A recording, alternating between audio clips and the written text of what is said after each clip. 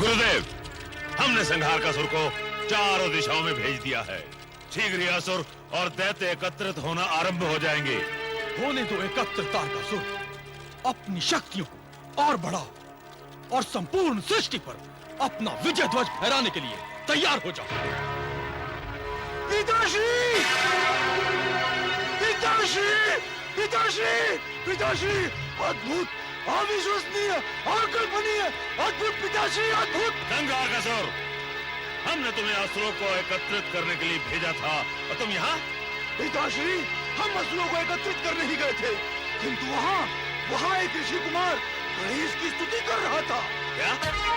हमारे साम्राज्य में हमारे परम शत्रु गणेश की स्तुति, और तुम उसका शीश काट कर लाने के स्थान पर प्रलाप कर रहे हो? नहीं पिताश्री, नहीं, वो कोई साधारण ऋषि कुमार नहीं था। संहारकासुर, अपनी जीवा को अपने वश में रखो। एक सर्वश्रेष्ठ बाहुबली और हमारी शक्तियों के साथ होते हुए तुम एक ऋषि कुमार को असाधारण कहते हो? गुरुदेव, वो ऋषि कुमार असाधारण ही है। वो किसी परम तपस्वी ऋषि किस्मत का पुत्र है और सहस्त्र वर्षों से गणेश की तपस्या कर रहा है। गुरुदेव, गुरुदेव, हम जैसे ही उस ऋषि कुमार का शीश काटने के लिए आगे बढ़े, अकस्मात वहाँ गणेश प्रकट हो गया और उस दुष्ट ऋषि कुमार ने छल से स्वर्ण, रजत और लौह के 3 अजय और अभेद्य पुर वरदान में गणेश से प्राप्त कर लिए। गुरुदेव, क्या 3 अजय और अभेदपुर? मात्र यही नहीं गुरुदेव, वो भयमुक्त हो जाए और किसी भी शस्त्र का प्रत्युत्तर देने में समर्थ हो जाए, ये वरदान भी प्राप्त कर लिया उसने। क्या स्वयं गणेश ने ये समस्त वरदान उस ऋषि कुमार को प्रदान किए? हाँ पिताश्री, हाँ, और यही नहीं, इसके अतिरिक्त समस्त देवताओं की अमोघ शक्तियों के प्रहार से सुरक्षा का वरदान भी प्राप्त किया। और गणेश ने उससे ये भी कहा, यदि कोई अमोघ शक्ति तुम्हारे सम्मुख आ जाती है, तो तुम श्रद्धा से मेरा नाम लेकर अपना शीश झुका लेना, वो शक्ति स्वयं ही लौट जाएगी। क्या ये सब वरदान एक ऋषि कुमार ने गणेश से मांगे? हाँ गुरुदेव, और गणेश के अंतर्ध्यान होते ही वो ऋषि कुमार अपने वास्तविक रूप में आ गया, अर्थात असुर रूप धारण कर लिया, और गणेश द्वारा दिए गए नाम महामुनि त्रिपुर से अपना नाम परिवर्तित करके असुर राज त्रिपुरासुर बन गया।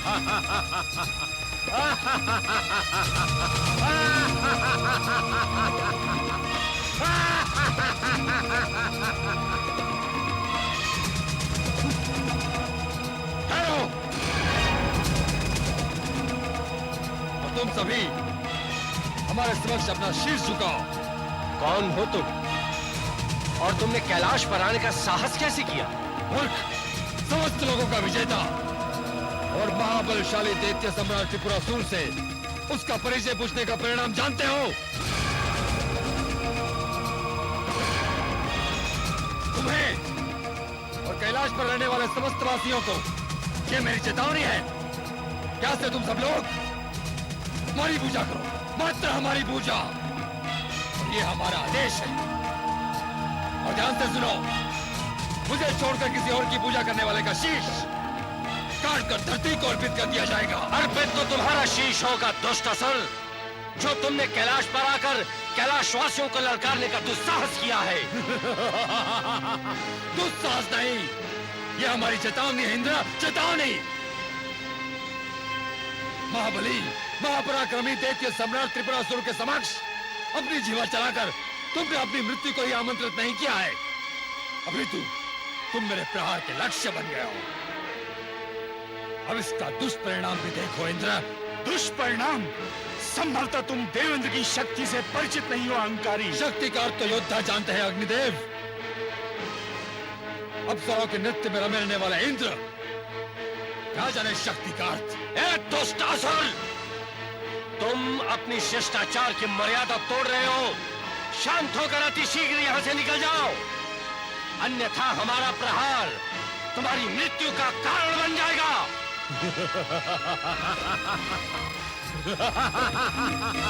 तुम प्रहार की बातें ना करो इंद्र। तारकासुर से परास्त होकर अपना लोक छोड़कर भागे हुए एक निर्बल शरणार्थी के मुख से ऐसी बातें शोभा नहीं देती। अपनी शक्तियों पर मिथ्या अहंकार करने वाले दुष्ट दानव, अपनी मृत्यु के लिए तैयार हो जाओ।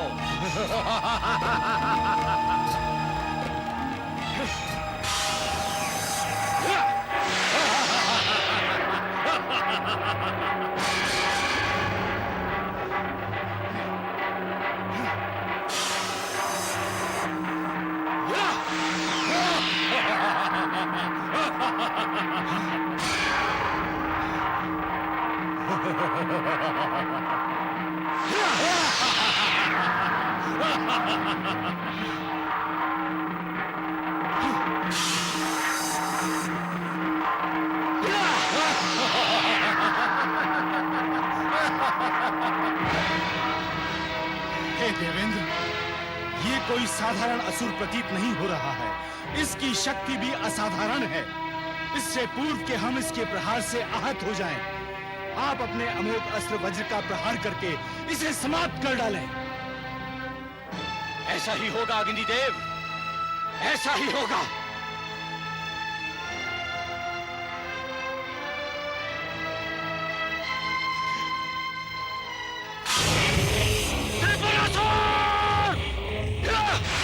ओम गं गणपतये नमः। ओम गं गणपतये नमः।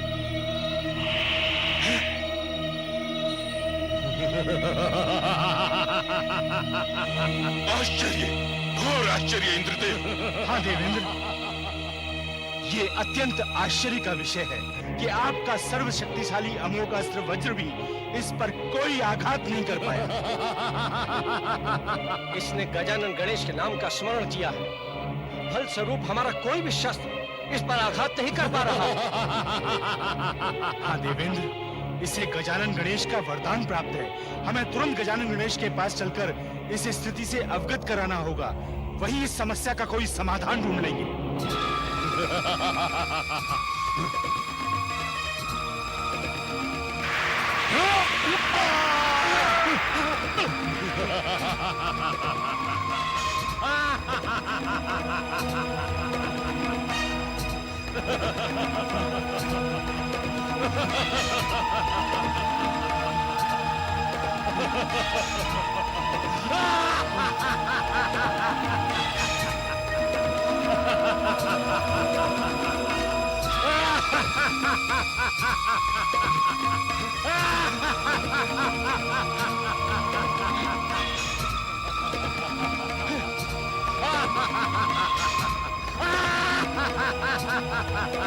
रक्षा करें, रक्षा करें, रक्षा करें, रक्षा करें।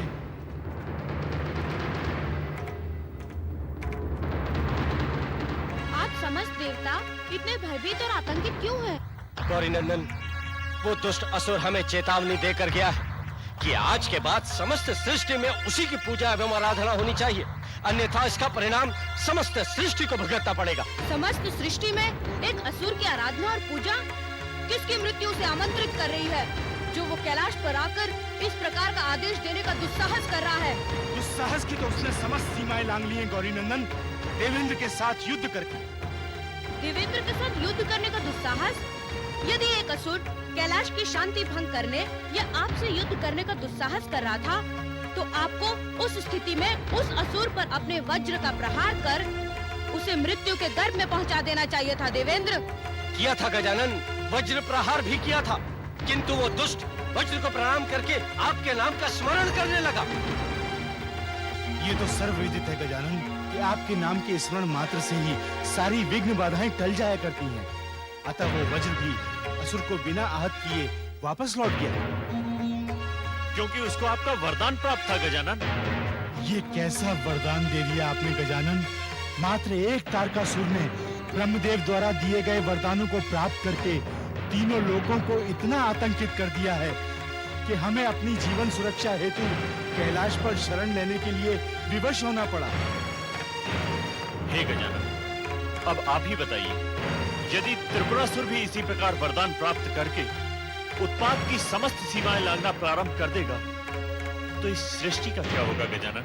त्रिपुरासुर, क्या यही नाम है उस असुर का? हाँ गौरी नंदन, यही नाम बताया था उसने। किंतु ये कैसे संभव है? हमने ये सभी वरदान तो परम तपस्वी ऋषि कुमार ग्रित्समन नंदन को दिए थे। गौरी नंदन, इसमें कोई अतिशयोक्ति नहीं है। आपसे वरदान प्राप्त करके ऋषि कुमार तो क्या, कोई अबोध बालक भी सृष्टि विजय का स्वप्न देख सकता है। ये सत्य है अग्निदेव कि हमने उसे 3 अजय और अभेद पूर्व प्राप्ति का वरदान दिया था। वो शांतचित्त होकर साधनारत होना चाहता था। इसी मंशा हेतु हमने उसे अजय और अभेद पूर्व प्राप्ति का वरदान दिया। किंतु गजानन, वे तीनों पूर्व तो अजय और अभेद हैं ही। उस ऋषि कुमार की शक्ति और उसका बल भी अजय। ये भी सत्य है कुबेर देव कि उसने हमसे प्रार्थना की थी कि दैत्य उसे समय समय पर ललकारते हैं। इसी कारण हमने उसे बल प्रदान किया और असुरों द्वारा अमोघ शक्ति के प्रहारों से वो अपनी रक्षा कर सके। इसीलिए हमने उसे अपने नाम के स्मरण की शक्ति प्रदान की। परंतु देखिए, इसका परिणाम क्या हुआ गौरी नंदन। आपसे इतने वरदान प्राप्त करके वो दुष्ट ऋषि कुमार सृष्टि विजेता बनना चाहता है। गौरी नंदन, महादेव के कैलाश से चले जाने के पश्चात संपूर्ण कैलाश तो शोकाकुल था ही, और अब त्रिपुरासुर के अकस्मात आक्रमण के पश्चात कैलाश वासियों का मनोबल बिल्कुल टूट गया है। मनोबल तो हमारा टूट गया देवेंद्र। ये सूचना सुनकर, ये जानकर हम अत्यधिक व्यथित हुए हैं कि जिसे हमने परम ज्ञानी, परम तेजस्वी ऋषि ग्रित्समन का पुत्र समझकर वरदान दिया था, वो दुष्ट और आसुरी प्रवृत्ति से परिपूर्ण दैत्य त्रिपुरासुर बन गया। गुरुदेव गुरुदेव शुक्राचार्य, मैं परम ज्ञानी परम तेजस्वी ऋषि ग्रित्समन का महाबलशाली पुत्र दैत्यराज त्रिपुरासुर आपको प्रणाम करता हूँ। आयुष्मान भव पुत्र। उठो पुत्र त्रिपुरासुर। त्रिपुरासुर, तुम्हें भला कौन नहीं पहचानता? तुम्हारे बाहुबल से, तुम्हारी तपस्या से संपूर्ण असुर साम्राज्य परिचित है। क्यों दैत्य सम्राट तारकासुर? हाँ गुरुदेव, आपका कथन पूर्णतः सत्य है। दैत्य सम्राट, हमने सुना है कि तुमने तीनों लोकों पर अपना आधिपत्य स्थापित कर एक पर स्वयं तथा इंद्रलोक व यमलोक पर अपने दोनों पुत्र तारकक्ष और कमलक्ष को सिंहासन पर बिठा दिया है। तुमने सत्य ही सुना है त्रिपुरासुर। दैत्यराज त्रिपुरासुर का हो मूर्ख।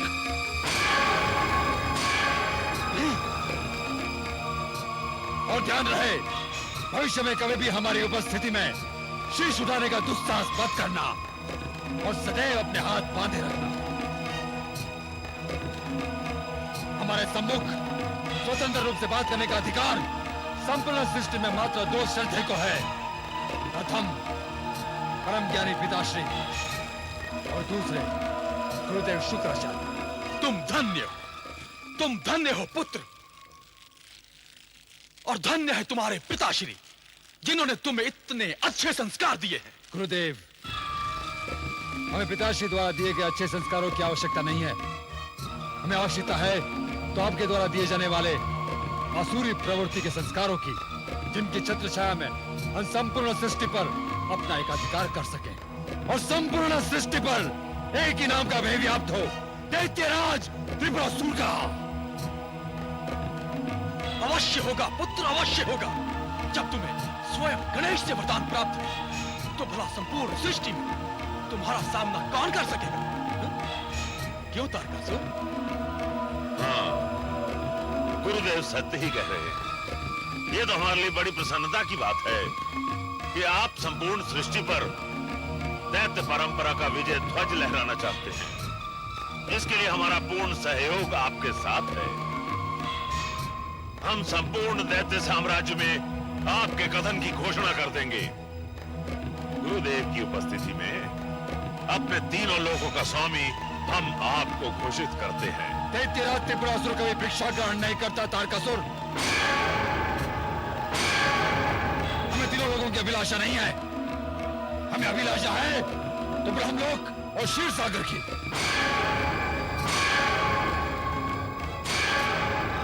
सर्वप्रथम हम इन दोनों स्थानों पर अपना अधिकार प्राप्त करना चाहते हैं। तत्पश्चात कैलाश हमारा लक्ष्य होगा।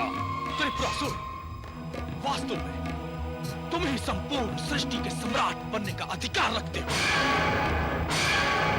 त्रिपुरासुर, लक्ष्य प्राप्ति के लिए स्वप्न देखना आवश्यक होता है, क्योंकि जब तक तुम स्वप्न ही नहीं देखोगे तो उन्हें साकार करने का साहस कहां से लाओगे? ये मात्र स्वप्न नहीं है गुरुदेव, ये ऐसी सत्यता है जो अति शीघ्र आपके सम्मुख चरितार्थ होकर रहेगी। गुरुदेव, हमें आशीर्वाद दें कि हम अपने लक्ष्य में सफल हो। विजयी भव पुत्र, सृष्टि सम्राट बनो, ये मात्र हमारा आशीर्वाद नहीं है, अपितु दैत्य गुरु शुक्राचार्य का वचन है। अपने गुरुदेव का वचन पूर्ण करना दैत्य सम्राट त्रिपुरासुर भली भांति जानता है। गुरुदेव, अपने प्रिय शिष्य दैत्य सम्राट त्रिपुरासुर को आज्ञा दें।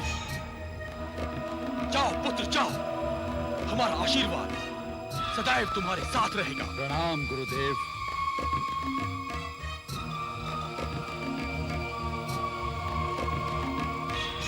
गुरुदेव, आपकी उपस्थिति में वो हमारा अपमान कर रहा था और आप शांतचित्त खड़े।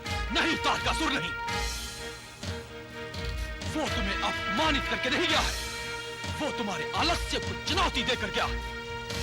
यदि तुमने उसी की भांति विष्णुलोक ब्रह्मलोक पर अधिकार करने का स्वप्न देखा होता तो क्या वो अब तक पूर्ण नहीं हो गया होता? किंतु वो हमारी उपस्थिति में अपने आप को दैत्य सम्राट घोषित करके गया है। उसके घोषित कर लेने मात्र से वो दैत्य सम्राट नहीं बन जाएगा तारकासुर। गणेश से वरदान प्राप्त करने के बाद उसका अहंकार उसे ऐसा करने के लिए प्रेरित कर रहा है। किंतु अब हमारी रणनीति की चालें देखना तारकासुर। सर्वप्रथम त्रिपुरासुर की शक्तियों का प्रयोग ब्रह्मदेव, विष्णुदेव और महादेव के विरुद्ध करें। उसके पश्चात समय साक्षी होगा कि दैत्य सम्राट कौन बनेगा। त्रिपुरासुर की शक्तियों का प्रयोग तुम्हारे दैत्य सम्राट बनने के लिए एक साधन है, साधन तारकासुर। त्वं चिन्मयः, त्वमानन्दमस्त्वं ब्रह्ममयः, त्वं सच्चिदानन्दाद्वितीयोऽसि, त्वं प्रत्यक्षं। महाबली, महापराक्रमी दैत्य सम्राट त्रिपुरासुर। सर्वजगदिदं तत्तो जायते, सर्वजगदिदं तत्तस्तिष्ठति, सर्वजगदिदं त्वयि लयमेष्यति, सर्वजगदिदं त्वयि प्रत्येति, त्वं भूमिर्। हे मूर्खाचार्य, किसकी पूजा आराधना कर रहे हो तुम? क्या तुम्हें इतना भी ज्ञान नहीं है कि हमारे साम्राज्य में मात्र एक ही पूजा होती है, और वो है महाबली, महापराक्रमी दैत्य सम्राट त्रिपुरासुर। इसके अतिरिक्त सभी पूजाएं प्रतिबंधित हैं। आज से तुम मात्र हमारी पूजा करोगे, मात्र हमारी। और एक बात ध्यान से सुनो, हमारी अवज्ञा तुम्हारी मृत्यु का कारण बनेगी। तुम कैसी पूजा उपासना की बात करते हो? उपासना श्रद्धे की होती है, तुम जैसे उद्दंड निकृष्ट की नहीं। है मूर्खाचार्य, अपने जीवा पर अंकुश लगाओ, अन्यथा त्रिपुरासुर की क्रोधाग्नि में भस्म होकर रह जाओगे। महादेव की उपासना करने वाले किसी भी प्राणी को मृत्यु का भय विचलित नहीं करता। अहंकारी मूर्ख, दैत्य सम्राट त्रिपुरासुर के समक्ष इतनी अशिष्टता करने वाला कोई भी प्राणी जीवित नहीं रह सकता। तुम दंड के भागी हो, तुम्हें मृत्यु दंड देता हूं। ठहरो। आचार्य धर्मनंदन को अपमानित करने का दुस्साहस करने वाले दुष्ट सुर, तुम्हें अपने मृत्यु का लेश मात्र भी भय नहीं, तुम्हें इसका दंड अवश्य मिलेगा। क्षमा करें महादेव, महादेव क्षमा करें, क्षमा करें महादेव। देवाधिदेव, हमें क्षमा करें। आपकी उपस्थिति का हमें अंश मात्र भी आभास नहीं था देवाधिदेव, अन्यथा हम कदापि इस आश्रम में तो क्या इसके आसपास भी आने का दुस्साहस नहीं करते। महादेव, हमारे अपराध को क्षमा करें, क्षमा करें महादेव। तुम्हारी क्षमा याचना तुम्हारी मृत्यु का भय है दुष्ट, तुम्हारे प्रायश्चित का परिणाम नहीं। ये अहंकारी कदापि क्षमादान के योग्य नहीं है महादेव। इसकी उद्दंडता का दंड इसे मृत्यु दंड के रूप में अवश्य दे देवाधिदेव। हे श्रद्धेय धर्मनंदन, आप तो आचार्य हैं, क्षमादान तो आपकी प्रवृत्ति है। आपके सम्मान में हमारे द्वारा जो अभद्र व्यवहार हुआ उसके लिए हम करबद्ध होकर क्षमा याचना करते हैं। दुष्ट, तुमने आचार्य का अपमान ही नहीं किया, अभी तो हमारे आत्मसम्मान को आहत भी किया है। और यही नहीं, तुमने हमारी साधना में विघ्न भी उत्पन्न किया है। क्षमा करें महादेव, क्षमा करें। हम भी आपसे यही निवेदन कर रहे हैं कि इस आश्रम में आपकी साधना बार बार खंडित होती रहेगी। असुरों के आक्रमण आपकी साधना को निर्विघ्न नहीं करने देंगे। किसमें इतना साहस है जो हमारे आश्रम में आकर देवाधिदेव की समाधि भंग कर सके? दैत्यों की मायावी शक्ति से तो आप परिचित हैं ही आचार्य। तो किसी का भी रूप धारण करके समाधि में विघ्न उत्पन्न कर सकते हैं। महादेव, हमें गजानन गणेश द्वारा अजय और अभेद्यपूर्ण वरदान में प्राप्त हुए हैं। अतः आप हमारे उस भवन में सहर्ष आमंत्रित हैं, जिस भवन में अनंत काल तक आपकी साधना कोई अवरोधित नहीं करेगा। तुम हमारी साधना की नहीं, अपने जीवन की चिंता करो त्रिपुरासुर। पुनः इस प्रकार की धृष्टता तुम्हारी मृत्यु का कारण बन जाएगी। महादेव, आपकी आज्ञा शिरोधार्य है। मुझे क्षमा करें आचार्य, क्षमा करें।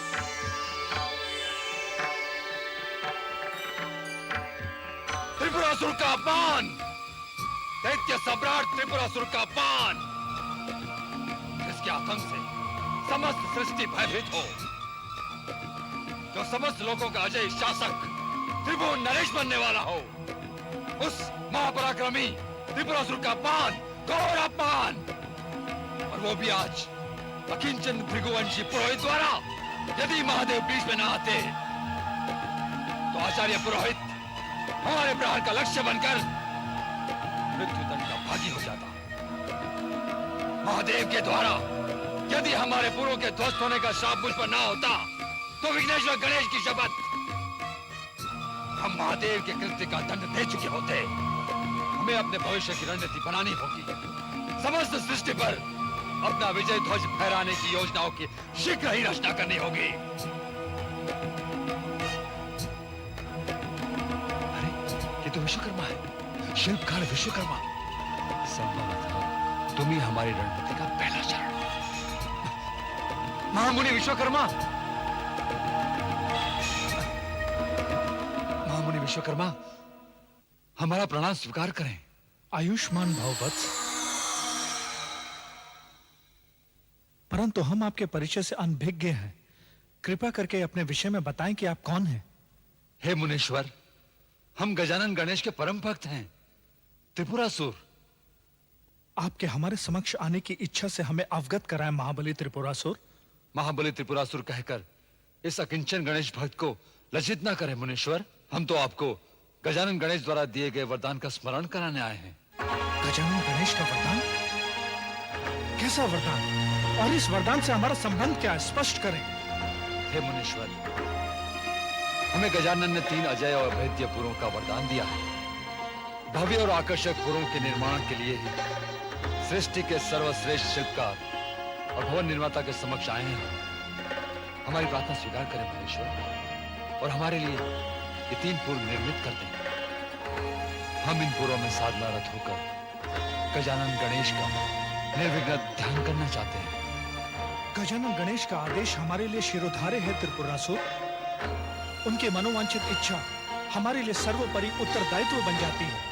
परंतु आप ये तीनों भवन कहाँ निर्मित करवाना चाहते हैं? एक भवन विष्णुलोक में,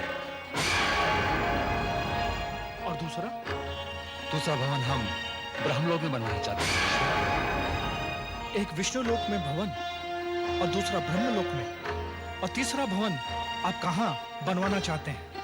तीसरा यहीं पर मुनीश्वर, यहीं पर। यहाँ पर ऐसे भवन का निर्माण कीजिए जिसकी सीमा के अंतर्गत आचार्य धर्मनंदन की कुटिया भी आ जाए। परंतु आप ऐसा भवन क्यों निर्मित करना चाहते हैं जिसमें धर्मनंदन की कुटिया सम्मिलित हो? संभवतः आपको ज्ञात होगा कि आचार्य धर्मनंदन की कुटिया में महादेव साधनारत है। यही तो कारण है मुनीश्वर कि हम अपने भवन में आचार्य धर्मनंदन की कुटिया सम्मिलित करना चाहते हैं, और वरदान की शक्ति के कारण ये भवन विघ्न रहित रहेगा। देवाधिदेव की साधना के लिए इससे श्रेष्ठ वातावरण कहां मिलेगा? महादेव के लिए हमारी तरफ से तुच्छ भेंट होगी मुनीश्वर। हे त्रिपुरासुर, आपकी गणेश भक्ति, शिव की उपासना की भावना प्रशंसा के योग्य है। आपकी मनोकामनाएं अवश्य पूर्ण होगी त्रिपुरासुर। हम शीघ्र ही भवन निर्माण का कार्य प्रारंभ करेंगे वत्स। महामुनि, हमें अनुमति दें। प्रणाम।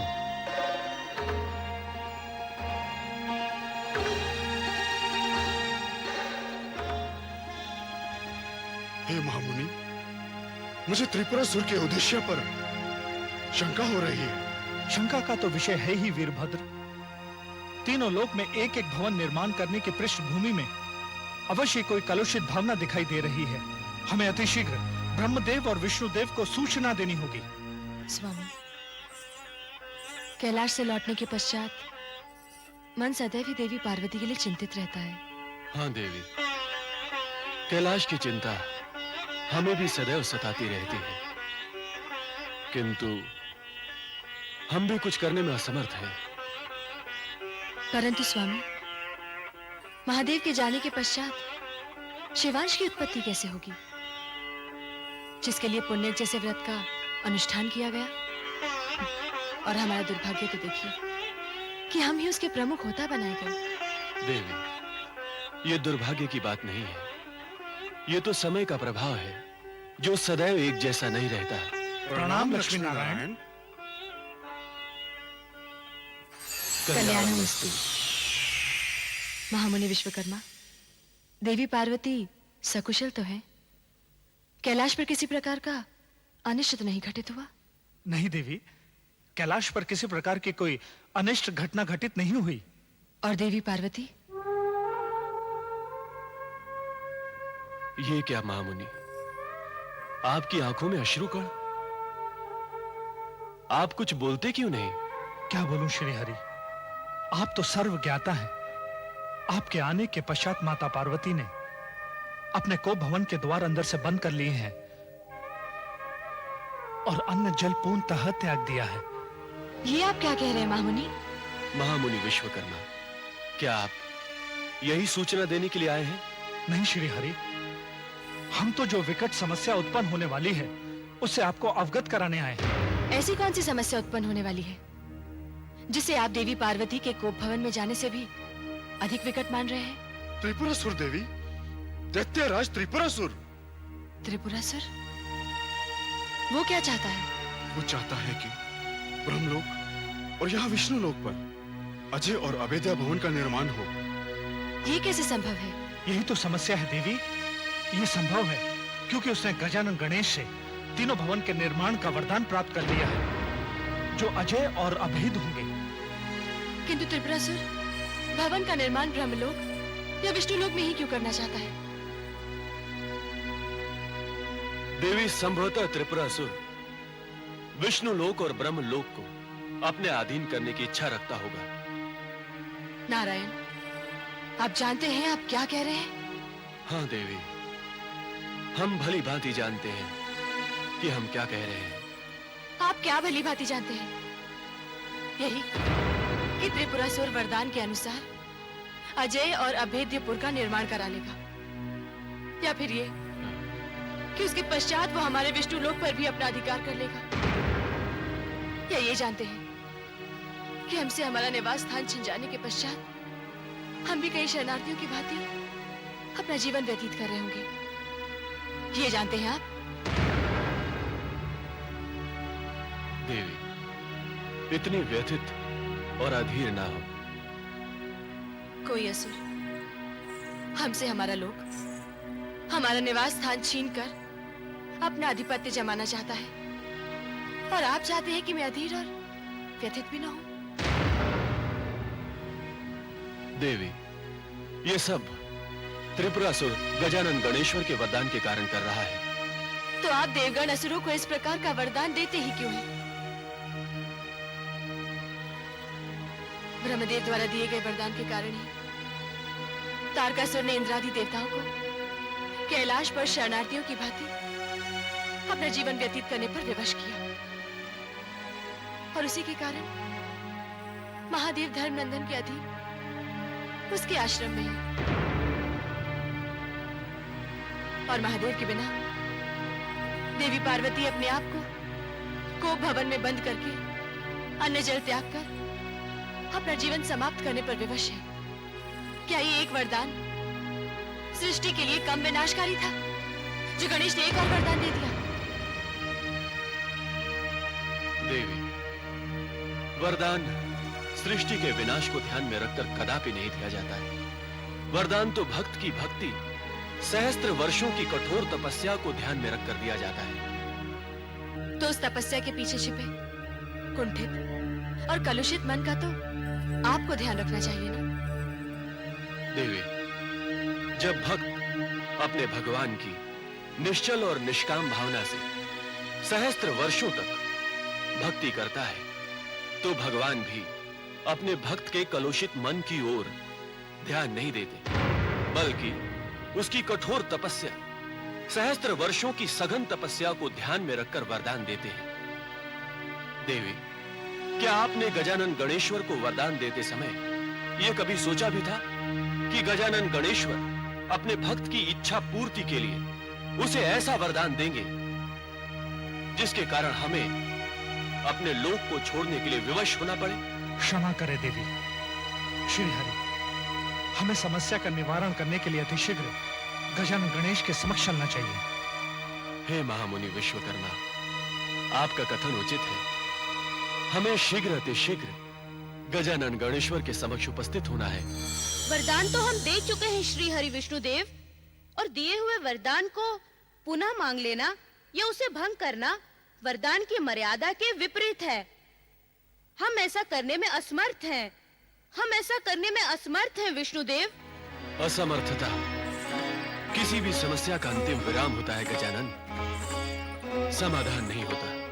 और हम यहाँ समाधान हेतु आए हैं गौरीनंदन। और ऐसी विकट परिस्थिति में भला आपसे अच्छा समाधान और कौन कर सकता है? हे गजानन, ये विषय बार बार मेरे मस्तिष्क में प्रश्न बनकर उठ रहा है कि आपने उस दुराचारी और नृशंसकारी त्रिपुरासुर को वरदान क्यों दिया? ऐसे असुर को वरदान देना क्या उचित है गजानन? कदापि उचित नहीं है विष्णुदेव, कदापि नहीं। हमने तो वरदान महाज्ञानी ऋषि गृत्समन नंदन को दिया था। यदि वरदान प्राप्त करने के पश्चात वो ऋषि कुमार से असुर त्रिपुरासुर बन गया है, तो इसमें हमारे वरदान का अंश मात्र भी दोष नहीं है। विषय दोष मंडित करने का नहीं है गजानन। विषय ये है कि अब इस समस्या का समाधान कैसे हो। यदि त्रिपुरासुर विष्णु लोक में अभेद्य भवन का निर्माण कर लेता है, तो वो आतंक मचाना प्रारंभ कर देगा। और यदि हम प्रत्युत्तर में उस पर प्रहार करेंगे, तो वो उस प्रहार से बचने के लिए अपने अभेद्य भवन में छिप जाएगा। अंततः विष्णु लोक पर विजय प्राप्त करना त्रिपुरासुर के लिए कठिन नहीं है गजानन। हे गौरीनंदन, अब तो आप कोई ऐसा समाधान बताएं जिससे त्रिपुरासुर का वरदान फलित ही न हो। माता लक्ष्मी, वरदान तो धनुष से निकले हुए उस बाण की तरह है जो एक बार छूट गया तो वापस नहीं आता। इस विषय में हम विवश हैं माता लक्ष्मी, विवश हैं।